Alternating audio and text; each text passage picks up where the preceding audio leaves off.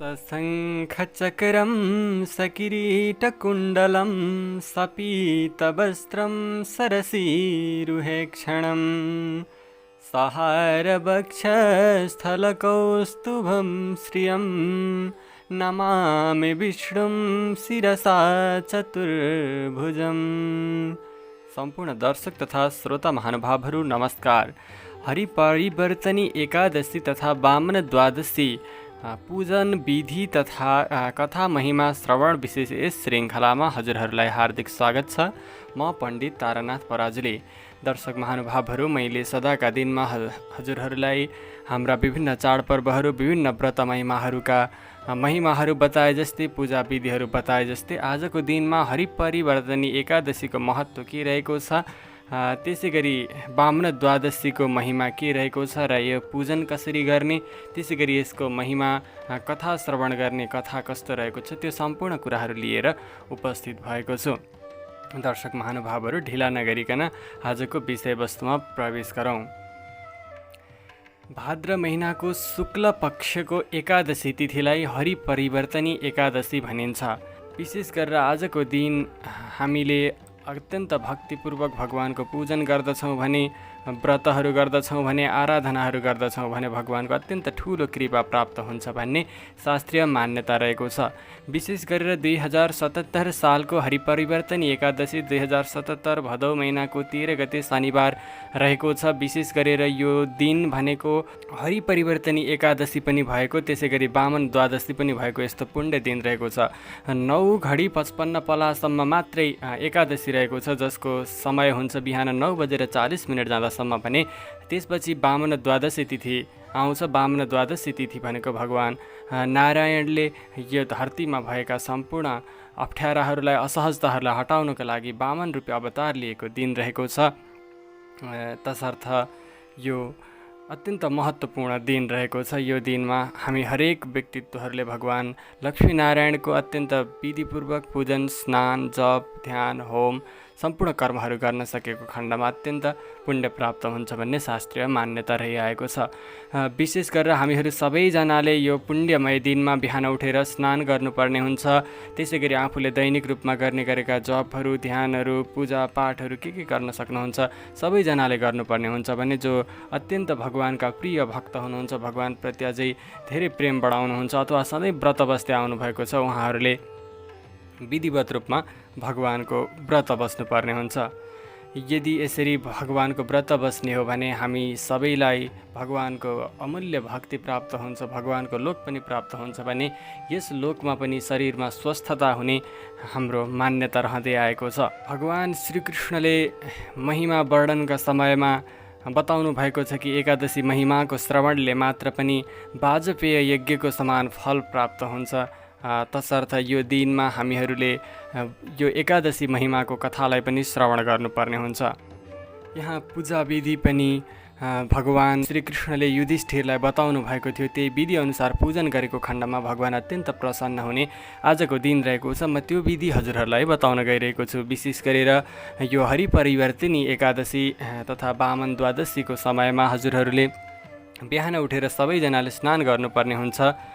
स्नान गरिसकेपछि आफ्ना सरसफाइ, घरका सरसफाइहरू, सम्पूर्ण कर्महरू गरेर घरका सबै पूजाहरू, पहिलेका हजुरहरूले दैनिक रूपमा गर्ने पूजाहरू सम्पूर्ण सक्नुपर्दछ। त्यसपछि लक्ष्मीनारायणको विशेष पूजन गर्नुपर्ने हुन्छ। आज वामन द्वादशी पनि भएकाले भगवानलाई वामन अवतारको रूपमा पनि पूजा गर्नुपर्दछ भने एकादशीका दिनमा पूजन गर्ने रूपमा लक्ष्मीनारायणको पनि पूजन गर्नुपर्ने हुन्छ। हजुरहरूको घरमा लक्ष्मीनारायणका मूर्ति छन् अथवा प्रत्यक्ष शालिग्रामलाई ल्याएर पूजन गर्ने गर्नुभएको छ अथवा जसरी पनि पूजा गर्ने गर्नुभएको छ, उहाँलाई आज अत्यन्त विधिपूर्वक पूजा गर्नुपर्ने हुन्छ। विशेष गरेर हजुरहरूले भगवानलाई आसन, पाद्य, अर्घ्य, जलहरू सम्पूर्ण कुराहरू दैनिक रूपमा जसरी चढाउनुहुन्छ त्यसरी नै चढाइसकेपछि आजको दिनमा भगवानलाई पञ्चामृतले स्नान गराउनु पर्ने हुन्छ।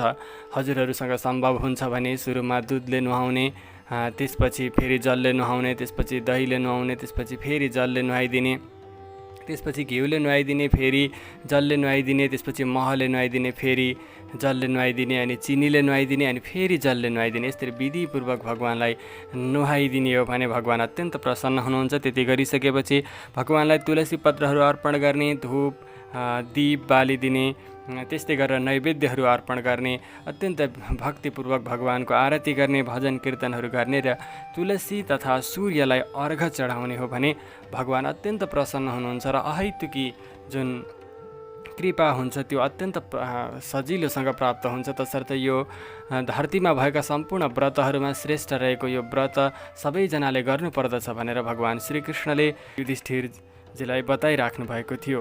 त्यसै गरेर यो व्रतको अर्को महिमा पनि रहेको छ। सम्भव हुन्छ भने यो दिनको समयमा हजुरहरूले दही दान गर्नु अत्यन्त उत्तम हुन्छ। त्यसै गरी चामल रूपी अन्न दान गर्नु पनि अत्यन्त उत्तम हुन्छ भने सम्भव हुन्छ भने स्वर्ण दानको पनि महिमा रहेको छ। विशेष गरेर हजुरहरूले कोही गरिब दुखीहरूलाई अन्नहरू दान गर्नुभयो भने, त्यसै गरी दहीहरू दान गर्नुभयो भने हजुरहरूलाई अत्यन्त पुण्य प्राप्त हुन्छ। यो अहिलेको समयमा यत्रतत्र कोही दुःख पाएका व्यक्तित्वहरूलाई दान गर्न सक्नुभयो भने, अथवा अहिलेको समयमा सम्भव भएन भने छुट्याएर राखेर सम्भव भएको समयमा ब्राह्मणलाई अथवा मन्दिरमा अथवा कुनै गरिब दुःखीलाई जसलाई सम्भव हुन्छ उसलाई दिनुभयो भने यो आजको व्रतको अत्यन्त फल प्राप्त हुन्छ। हजुरहरूले तसर्थ जसरी सक्नुहुन्छ त्यसरी एकादशीको, त्यसै गरी वामन द्वादशीका जुन हाम्रा वामन अवतार भगवान हुनुहुन्छ उहाँको अत्यन्त विधिपूर्वक पूजन गर्नुहोला। बिहानमा पूजा गरिसकेपछि हजुरहरूले दिउँसभर भगवानको नाम स्मरण गर्ने, आफ्ना कर्महरू गर्न सक्नुहुन्छ भने साँझ पख फेरि भगवानको पूजा गरेर आफ्नो घरमा भएको तुलसीको मठमा लगेर दीप बाल्नुभयो भने लक्ष्मीनारायण भगवान प्रसन्न हुनुहुन्छ, वामन भगवान प्रसन्न हुनुहुन्छ। सम्पूर्ण दर्शक तथा श्रोता महानुभावहरू, मैले हजुरहरूलाई यो व्रतको पूजन विधि बताएँ, कसरी बिहानदेखि साँझसम्म कसरी पूजन गर्ने। यो एकादशीको महिमा के रहेको छ, हरिपरिवर्तनी एकादशीको महिमा। त्यस्तै गरेर वामन द्वादशी पनि यो दिनमा 9 बजे 9:30 बजेपछिको समयमा रहेको कारणले गर्दा वामन द्वादशीको पनि महिमा के हो भन्ने बारेमा, पूजन कसरी गर्ने भन्ने विषयमा हजुरहरूलाई बताएँ। अब म यो हरिपरिवर्तनी एकादशीको जुन पावन पुण्यमय कथा छ, जसको श्रवणले मात्र पनि अत्यन्त पापहरू नाश भएर जान्छन्, यो लोकमा पनि सुख प्राप्ति हुन्छ र जन्मान्तरमा साक्षात् वैकुण्ठमा गएर भगवानका समीपमा बस्न पाइन्छ, त्यस्तो अत्यन्त पुण्यमय कथा हजुरहरूलाई श्रवण गराउन गइरहेको छु। अत्यन्त एकचित्त भएर श्रवण गर्नुहोला। त्रेता युगको एक समयको कुरा हो। भगवान श्रीकृष्ण र युधिष्ठिरहरू धार्मिक कुराहरूका बारेमा वार्तालाप गर्दै रहनु भएको थियो। युधिष्ठिरजी महाराज प्रश्न गर्नुहुन्छ, हे भगवान श्रीकृष्ण, मलाई यो जुन भाद्र शुक्ल पक्षको एकादशीको महिमा रहेको छ त्यो श्रवण गराउनुहोस्। यसको नाम के हो? यस एकादशीका प्रमुख देवता को हुनुहुन्छ? यसको व्रत पूजा पाठ कथा श्रवणबाट के पुण्य फल प्राप्त मिल्दछ? यस्तो युधिष्ठिरजीको प्रश्न सुनिसकेपछि भगवान श्रीकृष्ण अत्यन्त प्रसन्न भएर उत्तर दिनुहुन्छ, हे युधिष्ठिर, यो अत्यन्त ठुलो पुण्य प्रदान गर्ने, मनुष्यहरूका सकल पापहरूलाई नाश गर्ने वामन नाम गरेको एकादशी नै भाद्र शुक्ल पक्षको एकादशी हो, जसलाई जयन्ती एकादशीका नामले पनि चिन्ने गरिन्छ। मोक्ष प्रदान गर्नको लागि योभन्दा अर्को कुनै गति छैन। जसले यो व्रत बस्छन्, जसले यो दिन श्री लक्ष्मीनारायणको पूजन गर्दछन्, जसले वामन भगवानको पूजन गर्दछन्, जसले यो अत्यन्त महिमामय अत्यन्त पुण्यमय एकादशी महिमाको कथा श्रवण गर्दछन्, तिनले तिनै लोक पूजा गरेको फल प्राप्त गर्दछन्। यो लोकमा अत्यन्त पुण्य प्राप्त गरेर सुख भोग गरेर अन्त्यमा पनि वैकुण्ठ लोक पाउँदछन्। यो अत्यन्त महत्त्वपूर्ण महिमायुक्त व्रत रहेको छ, अत्यन्त महिमायुक्त एकादशी रहेको छ। जयन्ती एकादशीमा पूजा गर्ने र वामन भगवानको पूजा गर्ने त्यो व्यक्ति जतिसुकै पाप गरेको छ भने पनि एकैछिनमा पवित्र बन्नेछ। विधिपूर्वक गरेको यो व्रतले अन्य सबै प्रकारका पुण्यहरूलाई जित्न सक्दछ। आज क्षीर सागरमा गएर स्नान गर्नुभएका भगवान श्री नारायणले कोल्टे फेर्नुहुन्छ। यो अत्यन्त पावन समयमा जसले भगवानको आराधना गर्दछन्, जसले भगवानको पूजन गर्दछन्, उनीहरूलाई भगवानले अत्यन्त अक्षय प्रकारका आशीर्वादहरू प्रदान गर्नुहुन्छ, जसले गर्दा सबैको जीवन साफल्य हुन्छ।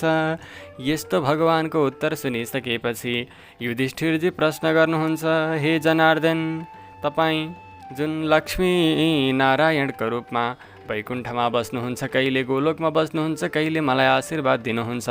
तपाईँ यस्ता श्रीनारायण हजुर र नारायणमा कुनै पनि प्रकारको विभेद छैन, त्यो मैले बुझेको छु। हे साक्षात् नारायण, हे भगवान् श्रीकृष्ण, तपाईँ क्षीरसागरमा कसरी सुत्नुहुन्छ, तपाईँले कहिले कसरी कोल्टे फेर्नुहुन्छ, के का लागि दानवलाई बन्धनमा पार्नुभयो? हजुरले यो सुतेको समयमा मनुष्यले के कर्म गर्दछन्, के कर्म गर्नु उत्तम हो, त्यो सब कुरा मलाई बताउनु हवस्। यस्तो युधिष्ठिरजी महाराजको जिज्ञासा सुनिसकेपछि भगवान् अत्यन्त प्रसन्न भएर आज्ञा गर्नुहुन्छ। जति बेला पनि मैले अवतार लिन्छु, जति बेला पनि मैले विभिन्न कर्महरू गर्दछु, त्यसका आफ्नै महत्त्वहरू रहेका हुन्छन्, आवश्यकताहरू रहेका हुन्छन्। धेरै समय पहिलेको कुरा हो, बलि नाम गरेका एउटा राजा थिए, जो दानवका कुलबाट जन्मिएका बढेका थिए। उनले सदा नारायणको पूजन गर्दथे। जप ध्यान उनका अत्यन्त दैनिकै जस्तै थिए। यज्ञहरू पूजन अर्चनहरू अत्यन्त गर्दथे भने ब्राह्मणहरूको, अतिथिहरूको, गुरुहरूको सेवा गर्नु पनि उनको अत्यन्त ठुलो कर्म रहेको थियो। उनी सदा यिनै कार्यहरूमा रत रहन्थे, जसको प्रभावले गर्दा उनको दिनानुदिन आफ्नो धर्मको प्रभावले गर्दा शासन क्षेत्र पनि बढ्दै गयो, धन सम्पत्ति पनि बढ्दै गयो, धर्म पनि बढ्दै गयो। यसरी बढ्दै गएका उनले आफ्नो कर्मको माध्यमबाट इन्द्रको आसन समेत डगमगाउन थाले, अथवा इन्द्रको आसनमा उनी जान सक्ने खालको सामर्थ्य निर्माण गर्न थाले। तर इन्द्रलाई इन्द्रको आसन एउटा निश्चित समयको लागि दिइएको हुन्छ, जो साक्षात् मैले नै उनलाई दिएको हुन्छु। तसर्थ उनलाई दिएको त्यो आसन उनको समय हुन्जेलसम्म जोगाइदिनु मेरो कर्तव्य पनि थियो। इन्द्रको आसन लिन उनले प्रयास गरिरहेको देखिसकेपछि सम्पूर्ण देवताहरू त्यो स्वर्गलोक जोगाइदिन भनेर साक्षात् नारायणसँग आएर प्रार्थना गर्न थाले। विभिन्न प्रकारका दिव्य मन्त्रहरू, सूक्तिहरू, त्यसै गरी स्तोत्रहरूको माध्यमबाट भगवान् श्री लक्ष्मी नारायणको उनीहरूले आराधना गर्न थाले। उनीहरूले गरेको आज्ञा बमोजिम मैले उनीहरूको उक्त पूजनबाट प्रसन्न भएर त्यसपछि यो धरतीमा भएका सकल अव्यवस्थाहरू हटाउनको लागि, सकल व्यवधानहरू हटाउनको लागि कश्यप ऋषिका घरमा वामन अवतार लिएर जन्मिए। म अत्यन्त सानो रूपको बटुक भएर ब्रह्मचारी बटुक बनेर यत्र तत्र विचरण गर्न थाले। बलि अत्यन्त दानी थिए, अत्यन्त प्रकारका दानी कर्महरू गरिराख्दथे, सधैँ यज्ञ गर्दथे। उनीमा अत्यन्त जसलाई पनि म दान दिन्छु भन्ने एउटा प्रकारको एउटा सङ्कल्प थियो। उनी सबैलाई दान दिएर प्रसन्न पार्न खोज्दथे। उनको यसै प्रभावले गर्दा उनले स्वर्गलोकको, जुन स्वर्गको इन्द्रको आसन समेत थियो, त्यो समेत डगमगाउन थालिसकेका थिए। त्यसै समयमा उनले पूजन गरेर बसेको समयमा म ब्रह्मचारी बटुक बनेर उनकोमा पुगेँ। म त्यहाँ गएको देखिसकेपछि उनले मैले पूजन गरेर सकेको समयमा यस्ता साना बटुक कति सुन्दर हेर्दै भगवान् जस्ता आउनुभयो। हजुरलाई त म दान नदिई छोड्दिनँ, हजुरलाई म अत्यन्त धेरै दान दिनको लागि इच्छुक छु, कृपया मसँग आफूलाई जे इच्छा छ त्यो दान मागिलिनुहोस्। यति भनिसकेपछि वामन रूपी अवतारमा रहेका भगवान् श्री विष्णुले अथवा मैले उनलाई आग्रह गरेँ, हे बलि, म ब्रह्मचारी हुँ, मलाई त्यस्तो केही पनि सम्पत्तिको आवश्यकता छैन, मलाई कुनै पनि सम्पत्तिको आवश्यकता छैन, तसर्थ दान दिने कुरा नगर।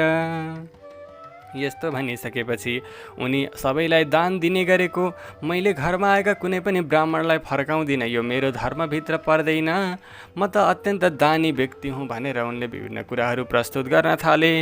त्यसरी भनिसकेपछि मैले जुन कर्म गर्नको लागि गएको थिएँ त्यसपछि त्यो कर्म सुरुवात गरेँ। ल यदि दिन्छौ त भने म केही माग्छु, तिमीले सङ्कल्प गर। यति भनिसकेपछि म हजुरलाई जे पनि दिन तयार छु भनेर बलि महाराजले सङ्कल्प गर्नुभयो।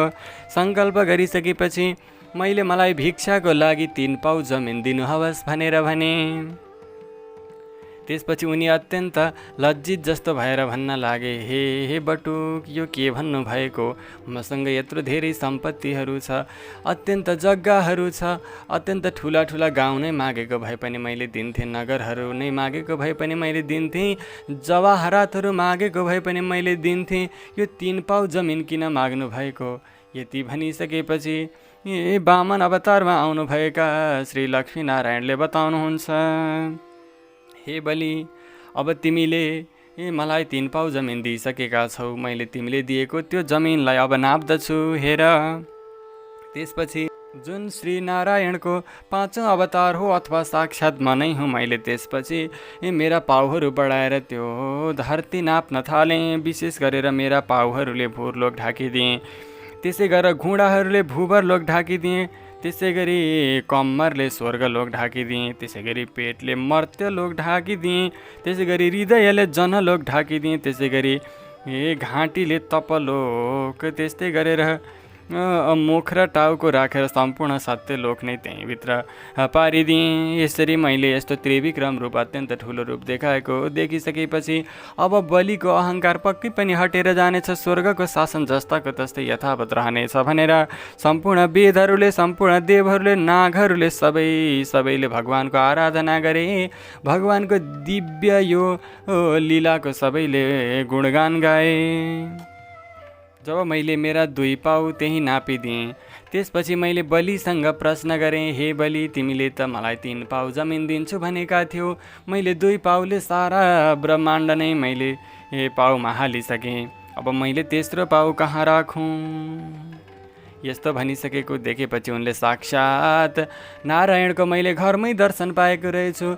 मेरो परीक्षा लिनको लागि भए पनि भगवान् घरमै आउनु भएको रहेछ, म अत्यन्त धन्य रहेछु भन्ने सोचेर उनले फेरि भगवानको प्रार्थना गर्दै भन्न लागे, हे भगवान्, मेरो उद्देश्य भनेको स्वर्ग प्राप्त गर्नु होइन, मेरो उद्देश्य भनेको धन प्राप्त गर्नु मात्र होइन। जो मनुष्यले हजुरको यसरी दर्शन पाउँदछन्, जो मनुष्य, दानव, यक्ष, गन्धर्व, किन्नर जसले पनि हजुरको यसरी दर्शन पाउँदछन् तिनीहरू अत्यन्त धन्य छन्। मैले आज हजुरको दर्शन मेरै घरमा पाएर अत्यन्त पवित्र भएँ। मसँग एउटा शिर छ जुन खाली रहेको छ, हजुरको अब अर्को पाउ मेरो शिरमा राखेर मलाई पनि पवित्र गरिदिनुहोस्। यति भनेर वचन दिइसकेपछि भगवान् अत्यन्त प्रसन्न भएर उनको शिरमा पाउ राखिदिनु भयो। त्यसपछि उनको शिरमा पाउ राखिदिएपछि उनी पाताल लोकमा पुगे। उनी पातालमै भए पनि अत्यन्त नम्र नै रहे। त्यसपछि मैले बलिलाई भने, हे बलि, मैले तिमीलाई केही छल गरेर तिम्रो उद्देश्यबाट च्युत गराएको थिएँ, तर पनि तिमी म प्रतिको प्रेमबाट कति पनि विचलित भएका छैनौ, तसर्थ म सधैँ तिम्रो नजिक रहिरहनेछु। तिमी अर्को यो जुन अहिलेका इन्द्र छन् तिनको कार्यकाल सकिएपछि अर्को इन्द्रको रूपमा तिमी नै स्थापित हुनेछौ, यो तिमीलाई आशीर्वाद भयो। यति भनेर आशीर्वाद दिएर सदा चतुर्मास तिम्रो नजिक आउनेछु भनेर श्री नारायण भगवान् त्यहाँबाट वैकुण्ठमा प्रस्थान गर्नुभयो। तसर्थ यस्तो महिमा रहेको कारणले गर्दा, सम्पूर्ण प्रकारको महिमा वामन द्वादशी र जयन्ती एकादशीको रहेको कारणले गर्दा यो व्रत जसले गर्दछन् उनीहरूले भगवानको अहैतुकी कृपा प्राप्त गर्दछन्। यो व्रत गर्दा क्षीर सागरमा शयन गर्नुभएका बलिको काखमा एउटा गोडा राख्नुभएका त्यस्ता भगवानको मूर्ति विग्रह बनाएर पूजन गर्नाले अत्यन्त पुण्य फल प्राप्त हुन्छ। आषाढ शुक्ल एकादशीदेखि कार्तिक शुक्ल एकादशीसम्म जुन समय अत्यन्त पुण्यवान मानिन्छ, जति समयसम्म भगवान शयन गरेर बसिराख्नु भएको हुन्छ, तसर्थ यो समयमा जसले व्रत पूजन ध्यान कथा श्रवण गर्दछन् ती सबैले अत्यन्त पुण्य प्राप्त गर्दछन्। यो व्रत गरिसकेपछि, यही समयभित्र पर्ने यो व्रत गरिसकेपछि सम्पूर्ण भक्तजनहरू आफ्ना सम्पूर्ण पापहरूले निवृत्त भएर पुण्यको प्राप्त हुन्छन्। दही सुन र अन्नदान यो दिनमा गर्नाले पुण्य प्राप्त हुन्छ। जसले यो व्रत बस्दछन्, जसले यो एकादशी महिमाको कथा श्रवण गर्दछन्, ती जनहरूले अत्यन्त भक्तिपूर्वक गरेको पूजनको प्रभावले, भक्तिपूर्वक सुने गरेको श्रवणको कारणले गर्दा मोक्ष पदको प्राप्ति गर्दछन्। त्यसै गरी यो जुन जन्ममा जानेर नजानेर गरेका जति पनि प्रकारका पापहरू छन् ती पापहरूबाट पनि मोक्ष प्राप्त गर्दछन्। ती पापहरू पनि प्रक्षालन भएर अत्यन्त पवित्र भएर रहन्छन्। यस्ता आफ्ना सम्पूर्ण भक्तहरूको, त्यसै गरी सकल लोकको कल्याण गर्ने श्री नारायण भगवानले तपाईँ हामी सबैको कल्याण गरिदिनुहुनेछ। हरि ओम तत्सत्।